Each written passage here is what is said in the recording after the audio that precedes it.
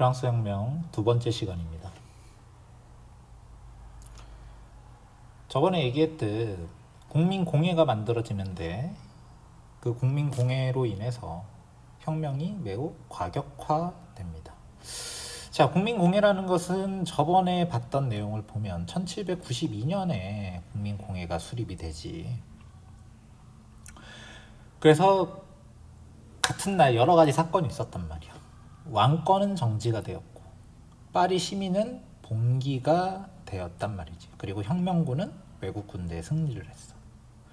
이런 사건이 겹쳤기 때문에 프랑스 혁명은 그 이전보다 더욱 과격화됩니다. 예를 들면 그 이전에 있었던 국민의회와 입법의회 같은 경우에는 왕의 존재는 인정했고 부르주아 중심의 혁명이었어. 부르주아는 제3신분, 평민 중에서도 어느 정도 경제력이 있는 상층 시민이지. 그런데 당시 상킬로트라고 불렀던 사람들은 전에 얘기했듯 하층 시민이란 말이야. 이들이 중심이 되어서 큰 발언권을 얻었기 때문에 혁명은 좀 더 급진적으로 변하고 과격해집니다. 그래서 그 결과 어떤 일이 발생하냐? 왕이 처형돼. 쫓아내는 걸로 안 끝내. 처형된단 말이야. 그래서 국민공회는 공화정을 선포하고 몇 달 지나지 않아 루이 16세를 처형하게 됩니다. 이거 보고 유럽 국가들이 깜짝 놀란 거야. 왕을 진짜 죽이다니. 그래서 영국, 오스트리아, 프로이센 등 여러 국가들이 다시 들고 일어나. 또 동맹을 맺고 프랑스를 공격하게 돼. 이게 몇 차 대프랑스 동맹인지 모르겠어. 대프랑스 동맹 한 6차까지 있거든. 그러니까 엄청 많은 거지. 그래서 혁명 대 반혁명, 프랑스 대 유럽의 구도가 나오게 되는 거야. 왕을 죽였기 때문에. 영국, 오스트리아, 프로이센도 다 왕이 있는 나라잖아. 이들 입장에서는 이런 혁명을 뭐 그전에도 그랬지만 이제는 용납하기가 어려운 거지. 이거 진짜 퍼지면 우리 다 죽게 생겼다. 이렇게 생각할 거 아니야. 각 나라의 왕들이. 그런 와중에 프랑스 내부에서는 급진파가 집권하게 됩니다. 이들을 자코뱅파라고 불러. 왜 이런 이름으로 불렸냐면 급진 공화파들의 모임인데 이들이 모인 곳이 자코뱅 수도원이라는 곳에 모여서 자코뱅파라고 불렸대. 그러니까 뭐 예를 들면 우리나라 뭐 분당 정치 때 동인 서인, 뭐 누구네 집은 동쪽에 있고 누구네 집은 서쪽에 있어서 동인 서인 이렇게 불렀듯이 얘는 자꾸 자코뱅 수도원에 모이네, 자코뱅파야? 이렇게 나온단 말이야. 그래서 이들은 중소시민의 이익을 대변한다. 말하자면 상킬로트의 이익을 대변하겠지. 그래서 이들은 통제 정체와 통제 경제와 강력한 중앙 집권을 주장하게 된다. 왜냐하면 국가의 힘이 강하게 작용을 해야 하층 시민들이 이득을 볼 수 있기 때문이야. 왜냐하면 국가의 힘이 미치지 못하면 힘센 놈이 장땡일 거 아니야. 근데 하층 시민, 중소 시민은 힘이 약하단 말이야. 이들을 뒷받침해주기 위해서는 국가적으로 뭔가 도움이 있어야 된다는 거지. 그래서 주요 인물이 이 사람이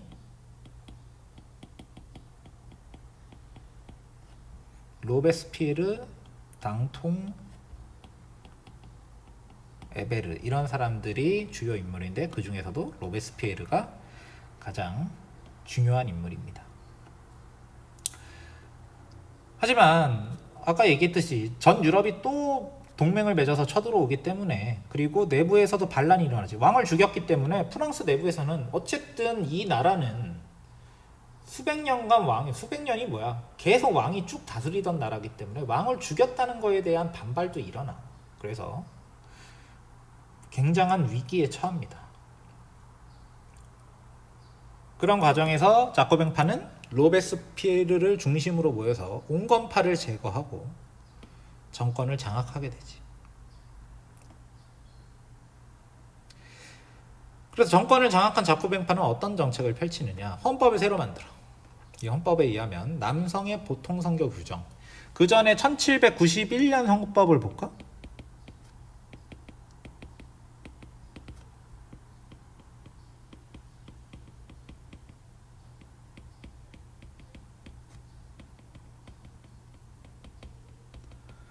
1791년 헌법은 제한 선거란 말이야. 돈 많은 사람한테는 투표권을 주고 돈 없는 사람한테는 투표권을 안 주는데 1793년 헌법에 의하면 여잔 빠지지만 남자한테는 보통선거, 보통선거가 뭔지 여러분 다 아시죠? 남자면 무조건 나이만 충족하면 다 선거권을 주는 거야. 재산에 관계없이. 아까 얘기했잖아. 중소시민의 이익을 반영해준다고. 근데 아직은 전쟁 중이니까 실제 시행은 하지 않고 전쟁 끝나면 이렇게 하자. 근데 헌법에 이렇게 적혀 있어. 그리고 본권적 의무는 무상으로 폐지가 되고 선언을 했지만 아예 싹 다 사라진 건 아니었기 때문에 헌법으로 정한 거고 최고 가격제를 도입했다. 물가가 너무 올라가고 있었단 말이야. 예를 들면 뭐 라면 한 봉지에 1,000원이었던 게 10,000원 한단 말이지. 그래서 최고 가격제는 야 라면 이제부터 1,000원 이상으로 팔지 마. 뭐 이런 식으로 법을 정해버린다는 거야. 물가 안정을 위해서. 물가가 올라가면 가장 피해를 보는 사람이 누굴까? 당연히 가난한 시민들이겠지. 그리고 전 유럽의 공격을 받고 있기 때문에 국민군을 조직한단 말이야. 징병제. 그전에는요? 그전에는 프랑스 혁명군이 싸울 때 군대가 없었나요? 그때는 의용군이라고 해서 지원병을 받았어. 근데 이제는 전 유럽이 전쟁이 계속되고 있기 때문에 이거 가지고는 안 되겠다. 지원병만 받아서는 숫자가 안 채워진다. 징병제를 해야겠다. 이렇게 나왔다는 거지. 자, 그랬는데 작곡명파는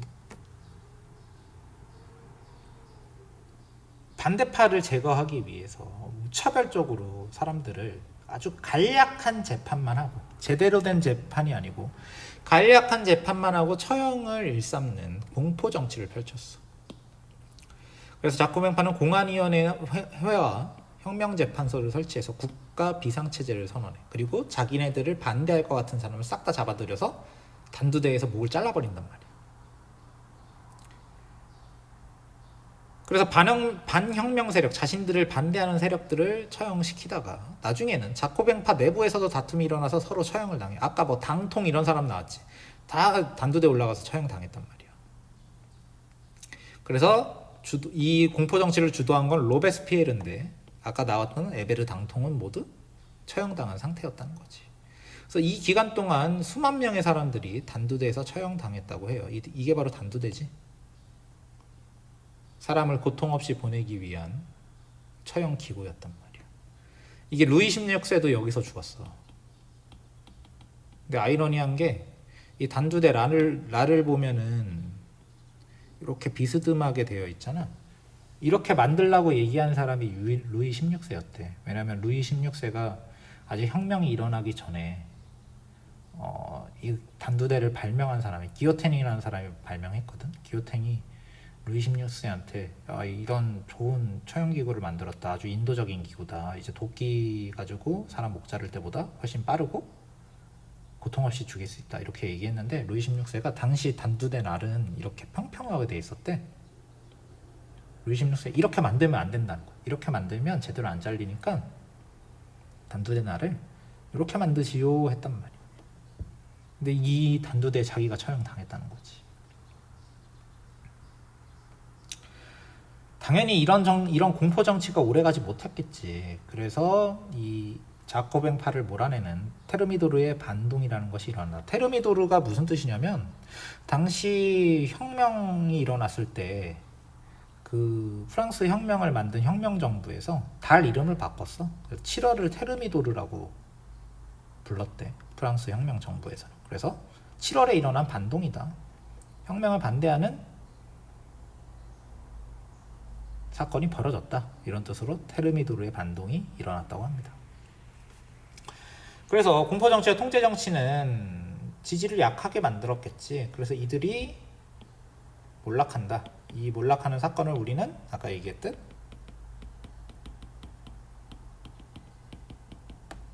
테르미도르의 반동이라고 불러. 1794년 7월에 일어나지. 당연히 이후에 국민공예가 바로 없어지진 않지만 이 테르미도르를 주도한 부르주아가 다시 장악하게 되는 거죠. 그럼 다시 상킬로트 같은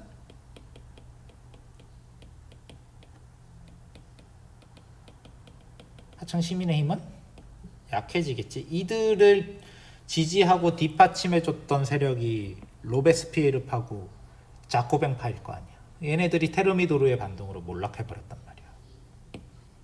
몰락하게 된 거지. 긴 바지를 입은 하층 시민 샹킬로트는 몰락하게 됩니다.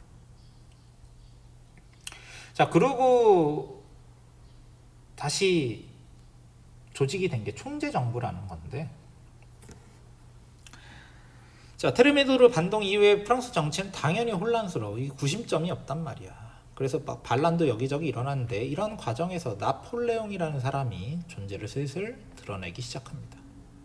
이 사람이 나폴레옹이야. 아주 젊었을 때지. 나폴레옹은 1769년에 코르시카라는 섬에서 태어났어. 코르시카는 어디에 있냐면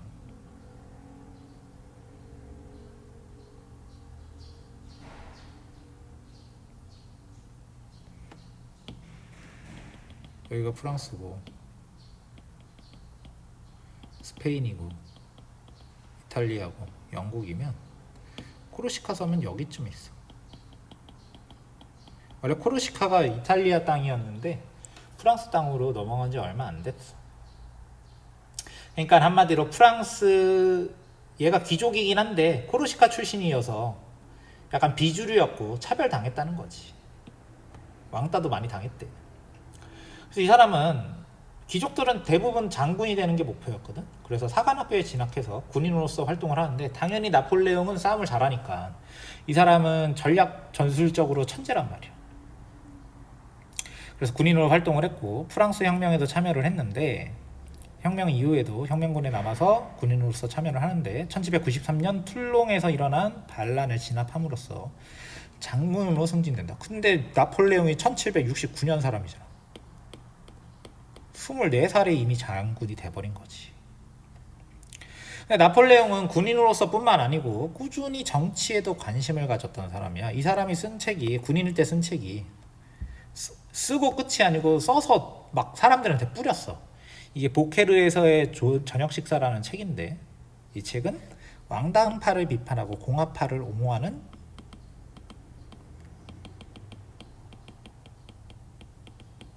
정치 팜플렛이야. 옛날에 인터넷 이런 건 없으니까 자기 주장을 이런 팜플렛에 써서 돌렸단 말이야. 나폴레옹이 일찍부터 이런 정치적인 글을 써서 돌릴 정도로 정치에 관심 있는 군인이었다는 거지. 그래서 이 나폴레옹은 자코뱅파가 권력을 장악했을 때는 로베스피에르, 아까 나왔던 로베스피에르의 동생인데 오기스탱드 로베스피에르야. 우리가 공포 정치를 이끌었던 사람은 막시밀리앙 로베스피에르라고 부르거든. 이 사람한테 약간 지원을 받아서 출세하기도 했어. 근데 당연히 테르미도르의 반동 이후에 약간 어려움을 겪었겠지. 근데 워낙 나폴레옹이 능력이 있다 보니까 그 이후에도 몰락하지 않고 살아남았는데, 자, 그 와중에 프랑스에서는 총재 정부라는 것이 들어서게 됩니다. 자, 총재 정부는 1795년부터 1799년에 9년까지 유지됐던, 한 4년간 유지됐던 정부 형태인데, 이게 어떤 거냐면 5명의 총재가 행정권을 나눠 가지는 거야. 한 명이 절대 권력을 갖지 않는다는 거지. 입법권은 500인 위원회, 이게 일종의 의회겠지. 거부권은 원로원이 보유하는 이런 체제였다. 한마디로 집단 지도 체제다.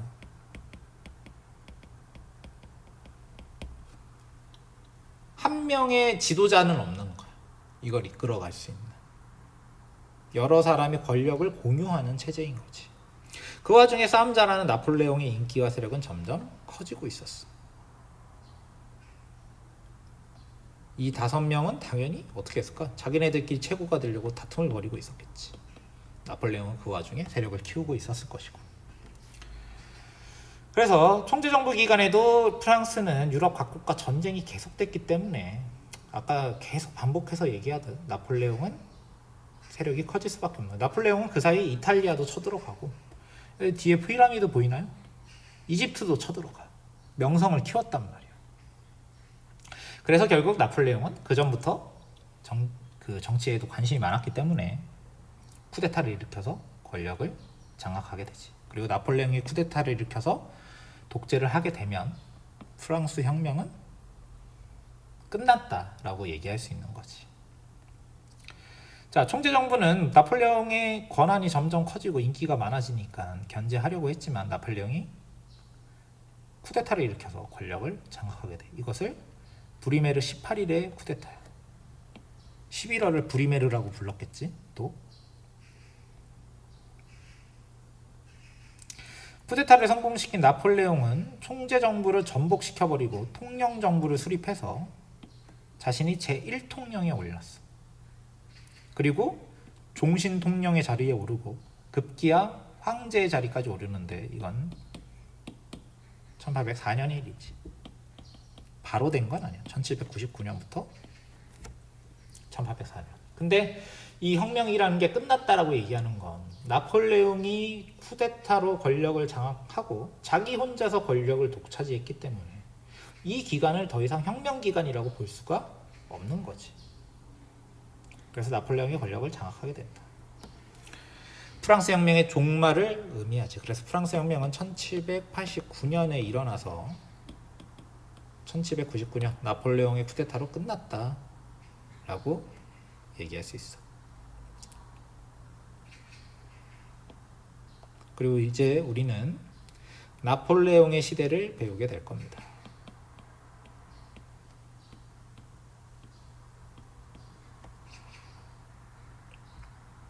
자, 나폴레옹은 처음에 약 5년간은 통령정부이기 때문에 제1통령으로 나라를 다스렸고 그 이후에는 황제에 올라서 황제로서 권력을 장악해.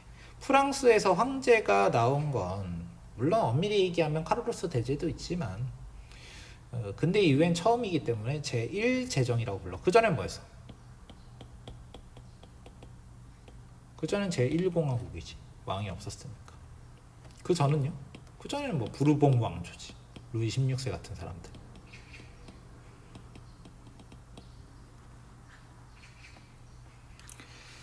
자, 권력을 잡으는 나폴레옹은 뭐 제일 잘하는 게 전쟁이잖아. 그래서 대프랑스 동맹을 상대로 전쟁에 나서서 이탈리아에서 오스트리아를 격파하고 영국과도 휴전 협정을 얼른 맺게 됩니다. 인기가 높아졌겠지. 아울러 나폴레옹은 내정 개혁도 실시하는데 어떤 걸 했냐? 국민교육제도. 예를 들면 뭐 초등학교에 의무교육을 시킨다. 이런 거지.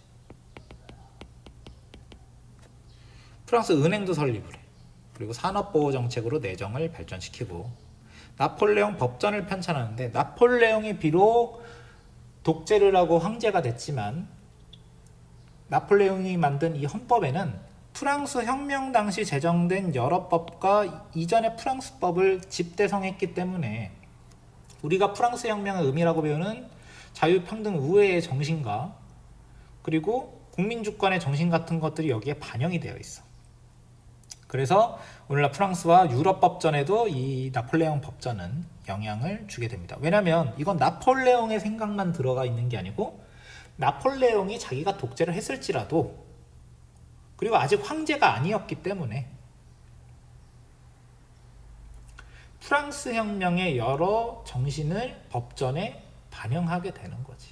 그리고 프랑스 혁명은 비록 나폴레옹의 쿠데타로 종말을 맞았지만 나폴레옹이 법전을 만듦으로써 그리고 그 법전을 들고 이후에 보면 알듯이 전 유럽을 정복해서 이 법전을 퍼뜨림으로써 프랑스 혁명의 정신은 더 많이 퍼지게 돼요.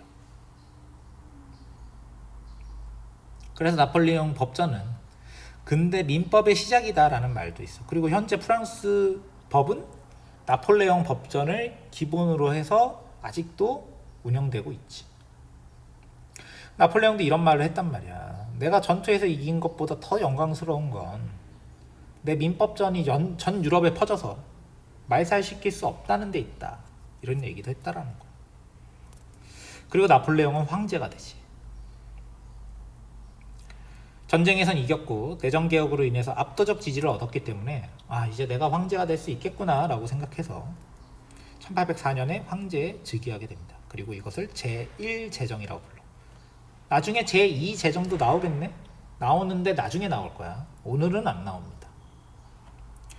자, 근데 대관식을 아주 특이하게 했어. 유럽에서 황제 대관식은 교황이 황제한테 관을 씌워주는 게 기본이야. 그래서 카롤루스 대제나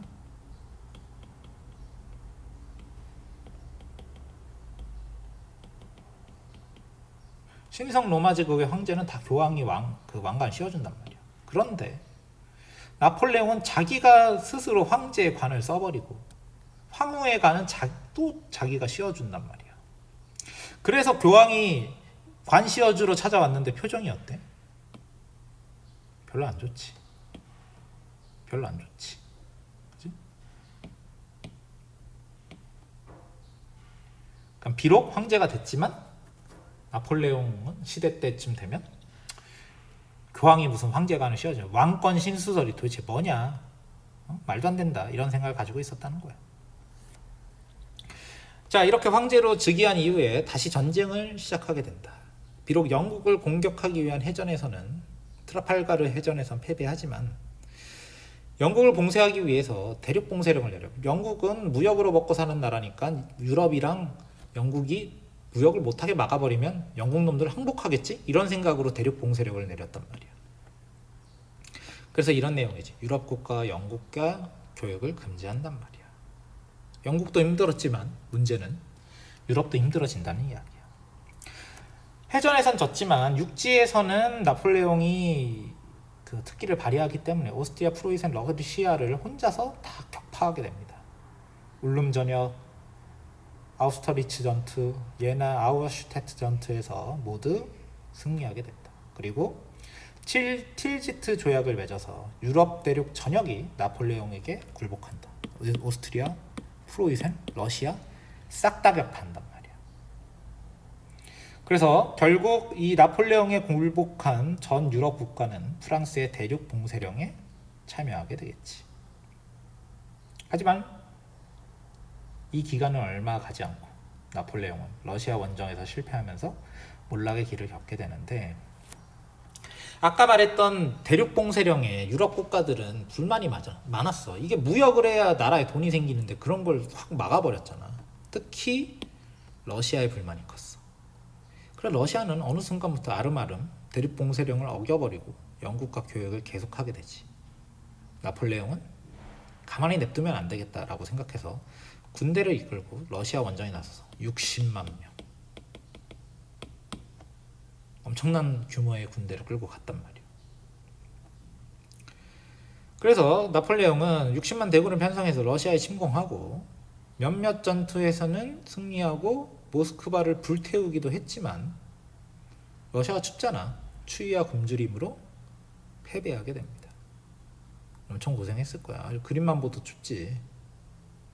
난리도 아니었단 말이야. 60만 명을 끌고 왔는데 돌아왔을 때는 10만 명도 안 남았다는 얘기가 있어. 그래서 나폴레옹이 무적인 줄 알았는데 러시아에서 참패를 하고 나니까 다시 유럽 국가들이 뭉쳐서 프랑스를 다시 공격하게 된단 말이야. 대프랑스 동맹이 다시 결성됐대. 6차례 이게. 그전에 얼마나 많이 결성됐다는 거야.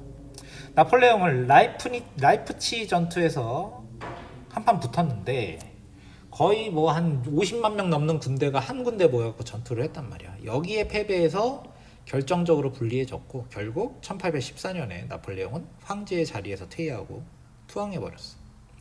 그래서 나폴레옹은 지중해에 있는 엘바 섬에 잠시 유배되지만 곧 탈출해서 재집권한다. 100일 천하라 그래. 100일 동안 집권해서. 100일밖에 집권을 못했다는 얘기는 또 졌다는 얘기지.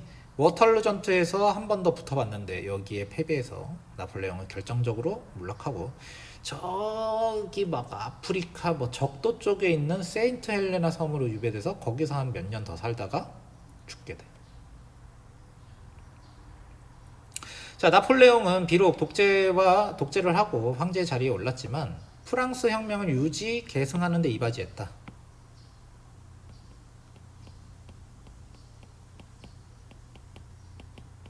나폴레옹 법전이 큰일을 한 거지. 자, 나폴레옹 법전으로 끝나는 게 아니고 프랑스 혁명이 일어났을 땐 이 안에서만 일어났겠지. 근데 나폴레옹이 군대를 끌고 전 유럽을 들쑤셔 버렸고 정복한 지역에서는 나폴레옹 법전을 퍼뜨렸기 때문에 전 유럽 사람들이 이제 프랑스 혁명 맛을 본단 말이야. 그래서 비록 프랑스 혁명은 나폴레옹에 의해서 종말을 맞고 나폴레옹은 몰락하지만 프랑스 혁명의 영향은 이후에도 쭉 남아서 19세기 내내 혁명이 계속 일어나는 원인이 된다는 거지. 아울러 독일과 이탈리아는 프랑스에 저항하는 과정에서 원래 이 나라들은 여러 소국으로 나뉘어져 있었다고 전에도 알려줬잖아. 근데 이 나라들이 이제 야 우리는 같은 민족이었지 이렇게 소국으로 나뉘어 있을 때가 아니야. 다시 합쳐야 돼. 그래야 프랑스 같은 나라의 침입을 다시 안 받겠지라는 생각으로 민족주의로 이 나라들이 뭉치게 되는 계기가 됩니다.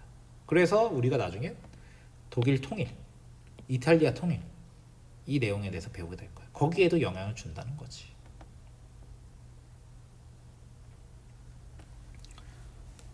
그래서 오늘 배운 부분은 이런 식으로 전개가 되죠.